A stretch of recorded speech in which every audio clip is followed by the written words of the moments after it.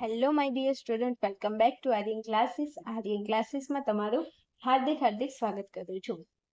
મારા વાલા વિદ્યાર્થીઓ, આજે વિડીયો છે એ ધોરણ 12 આર્ટ્સના જે વિદ્યાર્થીઓ છે એમાં એમનો જે સમાજશાસ્ત્ર વિષય છે, તો આ સમાજશાસ્ત્ર વિષયનું જે ચેપ્ટર નંબર 4 છે સ્ત્રી સશક્તિકરણ. તો આ સ્ત્રી સશક્તિકરણ ચેપ્ટરની અંદર આજે આ ડેમો વિડીયો સ્વરૂપે આ વિડીયો અહીંયા યુટ્યુબમાં મૂકેલો છે. જે આર્યન ક્લાસીસ એપ્લિકેશનની અંદર જે રામબાણ બેચ ચાલુ છે એમાં સમાજશાસ્ત્ર વિષય હું ભણાવું છું, અને સમાજશાસ્ત્ર વિષયની અંદર આ ચેપ્ટર નંબર 4 છે એનો આ ટોપિક છે અને એનો આ ડેમો વિડીયો છે. જો કોઈ વિદ્યાર્થીઓને સમાજશાસ્ત્ર વિષય છે તો વિદ્યાર્થીઓ તમે સમાજશાસ્ત્ર વિષય મારી સાથે જોઈન થઈ અને ભણી શકો છો. સમાજશાસ્ત્રની વિષયની ફીસ ઓનલી માત્ર ને માત્ર 499 રૂપિયા રાખેલી છે. તમે 499 રૂપિયા પે કરી અને આખું વર્ષ ભણી શકો છો.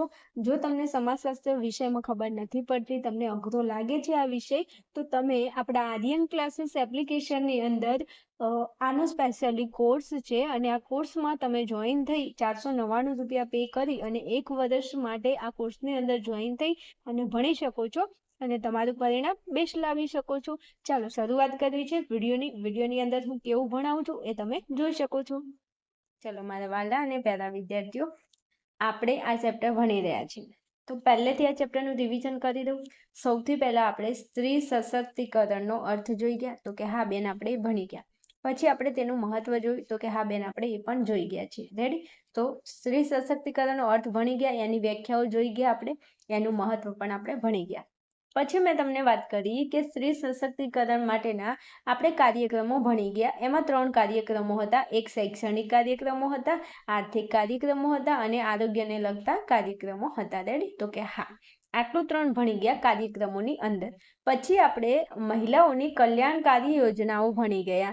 કલ્યાણકારી યોજનાઓની અંદર શૈક્ષણિક યોજનાઓ હતી, આર્થિક યોજનાઓ હતી અને આરોગ્યને લગતી યોજનાઓ હતી. બીજું સામાજિક ક્ષેત્રની યોજનાઓ હતી અને રમતગમતની યોજનાઓ હતી. તો રમતગમતમાં તો 3 જ હતી. સામાજિક મેં તમને ભણાવી, આરોગ્યની યોજનાઓ મેં તમને ભણાવી છે, આર્થિક ક્ષેત્રની યોજના ભણી ગયા અને શૈક્ષણિક યોજના ભણી ગયા છે. તો આપણા ચેપ્ટરની અંદર આપણે કાર્યક્રમો પૂરા કર્યા, કલ્યાણકારી યોજના પૂરી કરી છે અને હવે એક નવા ટોપિક ઉપર આપણે આગળ વધવું છે અને ટોપિક પણ મસ્ત છે અને આ ટોપિક એટલો બધો મોસ્ટ આઈએમપી છે અને એટલો બધો સહેલો છે કે તમને આવડી જશે. ચાલો શરૂઆત કરું. ચલો વાત કરવી છે કે આપણે સશક્તિકરણ માટેના કાર્યક્રમો અને કલ્યાણકારી યોજનાઓ ભણી ગયા છીએ. તો હવે આપણે સ્ત્રીઓની સ્થિતિ સુધારવા માટે ઘડવામાં આવેલા સ્ત્રીલક્ષી કાયદાઓની જાણકારી 3 વિભાગમાં વર્ગીકૃત કરીને સમજવાના છે. મોસ્ટ આઈએમપી પ્રશ્ન અહીંયા પૂછાય છે કે સ્ત્રીઓને લગતા કાયદાઓને કેટલા ભાગમાં વહેંચવામાં આવ્યા છે. શું? સ્ત્રીલક્ષી કાયદાઓ, સ્ત્રીઓ માટેના ઘણા બધા કાયદા અમલમાં મૂકેલા છે. તો આ સ્ત્રીઓને લગતા જે કાયદાઓ છે એને અમલમાં મૂક્યા છે, તો એને કેટલા ભાગમાં વહેંચવામાં આવ્યા છે? તો કે 3 ભાગમાં. તમને આ યાદ રહેશે. વિભાગ સીમા પૂછાય એવો પ્રશ્ન છે. પ્લીઝ 2 માર્કની અંદર પૂછાય છે, તમારે તૈયાર કરવાનું છે એટલે કરવાનો છે. શું પૂછ્યું છે? તો કે સ્ત્રીઓના લગતા કાયદાઓ ને કેટલા ભાગમાં વહેંચવામાં આવે છે. સ્ત્રીલક્ષી જે કાયદાઓ છે એને કેટલા ભાગમાં વહેંચવામાં આવે છે? તો સ્ત્રીલક્ષી કાયદાને બેટા 3 ભાગમાં વહેંચવામાં આવે છે. કેટલા ભાગમાં? 3 ભાગમાં વહેંચવામાં આવે છે. ઓકે, ખબર પડી? ના પડી? પડી ગઈ? ઓકે. હવે 3 કાયદાઓ કયા કયા છે? તો જો અહીંયા આપેલા છે. પહેલા નંબરનો કાયદો છે સ્ત્રીઓના બંધારણીય અધિકાર. આ પણ એક કાયદો જ છે. સ્ત્રીઓના બંધારણીય અધિકારો, આ એક કાયદો છે જેને આપણે ભણવાના છે. પછી બીજા નંબરમાં છે સ્ત્રીઓને રક્ષણ પૂરું પાડતા કાયદા. સ્ત્રીઓને રક્ષણ આપતા કાયદા, સ્ત્રીઓના બંધારણીય અધિકારો. અને ત્રીજા નંબરે આપેલા છે અહીંયા સ્ત્રીલક્ષી કાયદા. શું છે? સ્ત્રીલક્ષી કાયદા. તો યાદ રહી જાય એવો ટોપિક છે 3 કે સ્ત્રીલક્ષી કાયદા છે. પછી સ્ત્રીઓને રક્ષણ પૂરું પાડતા કાયદા, સ્ત્રીઓને રક્ષણ પૂરું પાડતા કાયદા અને સ્ત્રીઓના બંધારણીય અધિકારો. આ 3 કાયદાઓ છે સ્ત્રીઓને લગતા, જે હું તમને એક એક કરીને ભણાવું છું. રેડી? ચાલો સૌથી પહેલા આપણે ભણવાના છીએ સ્ત્રીઓના બંધારણીય અધિકારો. અને આ પ્રશ્ન 1000% મોસ્ટ આઈએમપી એટલી બધી વખત આ પ્રશ્ન પૂછાઈ ગયો છે. અને આ પ્રશ્ન તમારે તૈયાર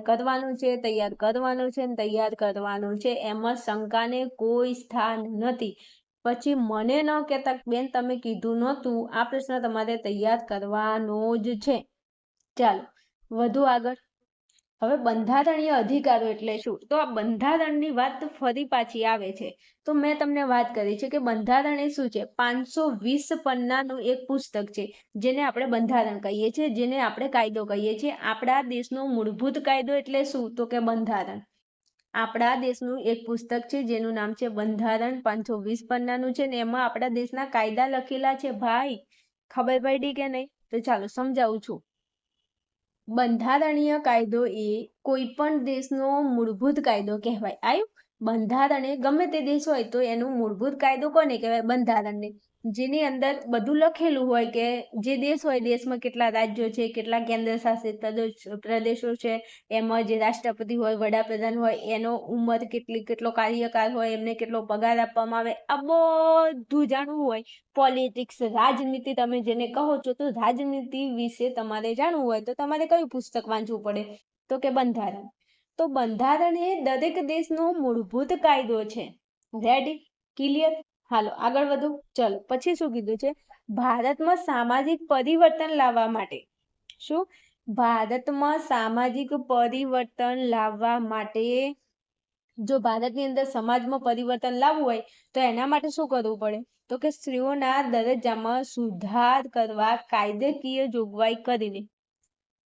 સમાજની અંદર પરિવર્તન લાવવું હોય તો સ્ત્રીઓના દરજ્જામાં સુધારો કરવો પડે. અને સુધારો કરવા માટે શું કરવી પડે? તો કે કાયદાકીય જોગવાઈ કરવી પડે. અને બંધારણની અંદર સ્ત્રીને પુરુષ સમાન દરજ્જો અને તકની સમાનતા આપવામાં આવી છે. આ પહેલું અહીંથી શરૂઆત થાય છે કે આપણું જે બંધારણ છે એમાં સ્ત્રી પુરુષને સમાન દરજ્જો મળે અને તકની સમાનતા મળે એવી જોગવાઈ કરવામાં આવી છે બંધારણમાં. પહેલો મુદ્દો યાદ રહી જશે કે આપણા ભારતનું બંધારણ છે. આ બંધારણની અંદર સ્ત્રી પુરુષને સમાન દરજ્જો, મતલબ તમે જેટલું પુરુષને માન સન્માન આપો છો એટલું માન સન્માન, એટલો દરજ્જો કોને આપો? તો કે સ્ત્રીને આપો. આ પહેલો મુદ્દો. બીજું છે તકની સમાનતા. તકની સમાનતા એટલે નોકરી માટે તમે પુરુષને પસંદ કરો છો એની સાથે સાથે તમે સ્ત્રીઓને પણ પસંદ કરો. અને હાલ તો સાચી વાત કહું ને, સાચી વાત, તો હાલ તો જમાનો છોકરીઓનો છે. હા, હકીકતમાં કહું તો છોકરી ધારે નહીં કરી શકે, મને એટલી ખબર પડે છે. હા, કારણ કે હાલ જમાનો એવો છે ભાઈ. એક ટાઈમ પુરુષને કોઈ નોકરી પર ના રાખે પણ છોકરીને નોકરી પર રાખે. હા, એટલે તમે સમજી જાજો પાછા, એટલે ભણજો હો. હા હાલો.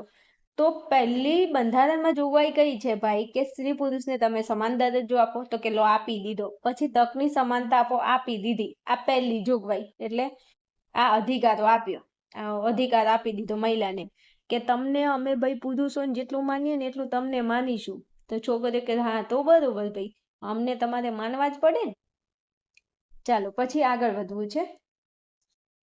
તો બંધારણની કલમો દ્વારા સ્ત્રીઓને માટે વિશેષ જોગવાઈ કરવામાં આવી છે.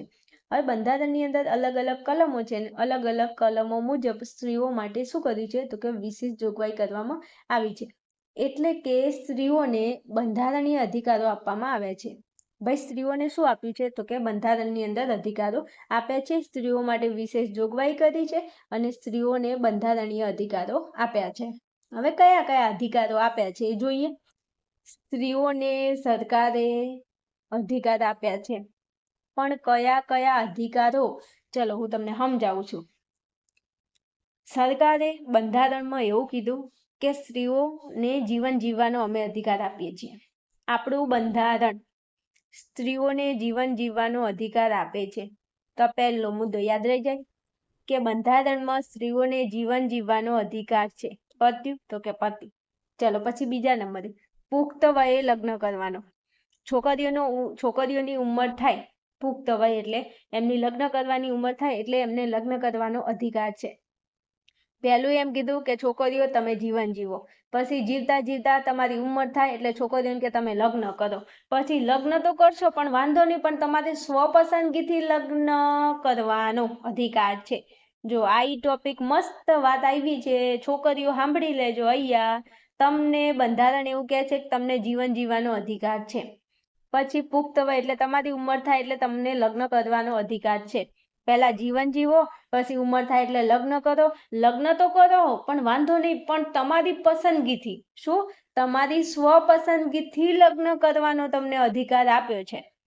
તો મસ્ત જોજો, લિંક બાય લિંક સેટ કરી આપું છું. તમને યાદ રહી જાય ને એવી રીતે સેટ કરી આપું છું. ધ્યાન રાખજો, મસ્ત યાદ રહી જશે તમને. મજો પડી જશે. થોડું ધ્યાન રાખજો. જોજો, એમ કીધું છે કે છોકરીઓને કીધું છે કે પહેલા તમે જીવન જીવો, પછી તમારી પુખ્ત વય થાય એટલે તમે લગ્ન કરો. પછી લગ્ન તો કરશો પણ સ્વપસંદગીથી લગ્ન કરો.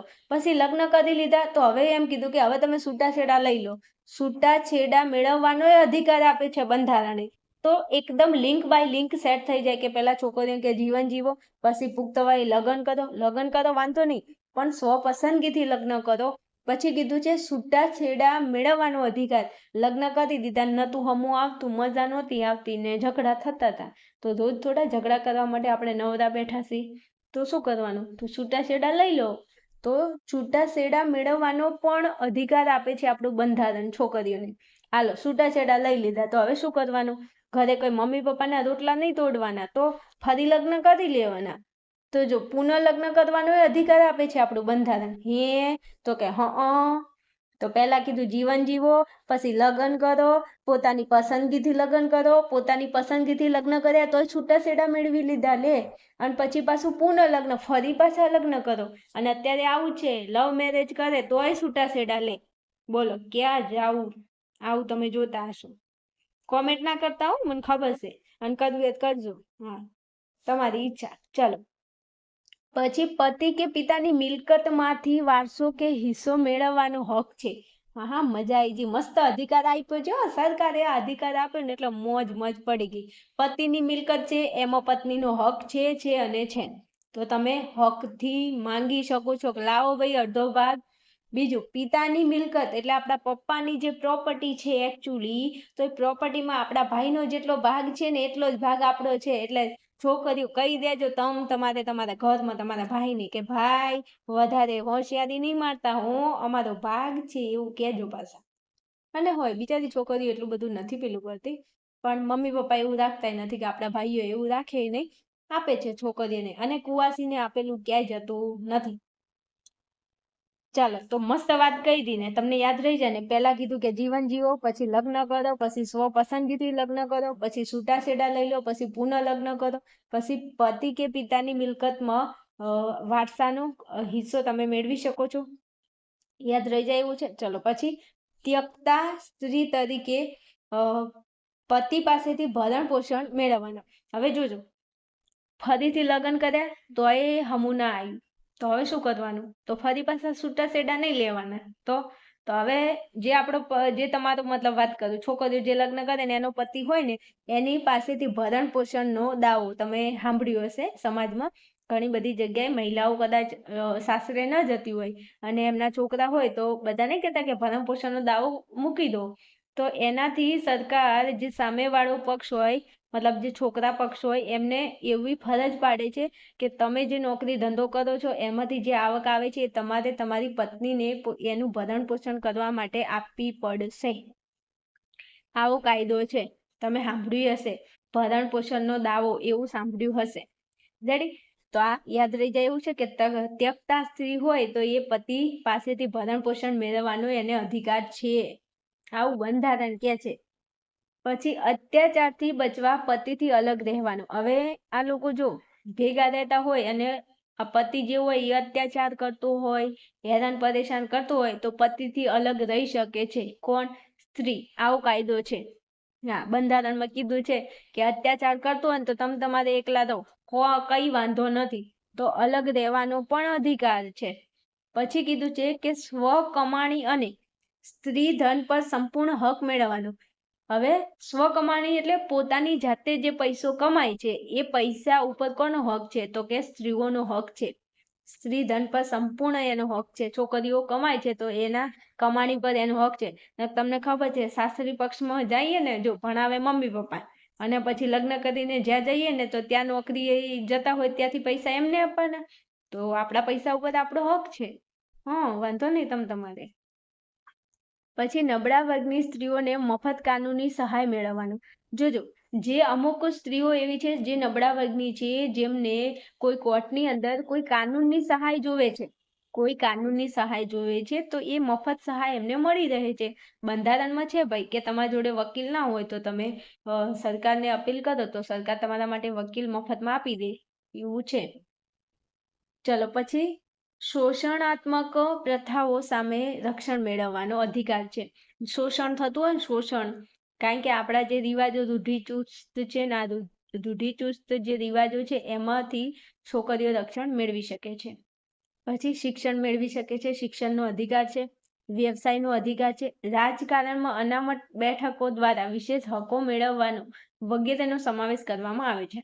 છોકરીઓને રાજકારણની અંદર પણ અનામત બેઠકો સ્ત્રીઓ માટે રાખવામાં આવી છે. તો આ બધા હક સ્ત્રીઓને કોણ આપે છે? બંધારણ આપે છે. અને આ તમારે યાદ રાખવાનું છે. યાદ રાખવાનું નહીં, તૈયાર થઈ ગયું એવું કહેજો મને, તો મોજ પડી જાય. મને ખબર પડી, આવડે એવું છે ને, બસ તો તમારે મોજ કરો. ચાલો, તો અહીંયા આપણું આજે બંધારણીય અધિકારો છે પૂરા થાય છે. નેક્સ્ટ વિડીયોમાં આપણે આગળ વધીશું, ત્યારે સ્ત્રીઓનું રક્ષણ પૂરું પાડતા કાયદા વિશે હું તમને આગળ ભણાવવાની છું. તો ત્યાં સુધી તમે ભણતા રહો, ખુશ રહો અને મોજ કરો, મસ્તી કરો, મસ્ત તૈયારી કરો.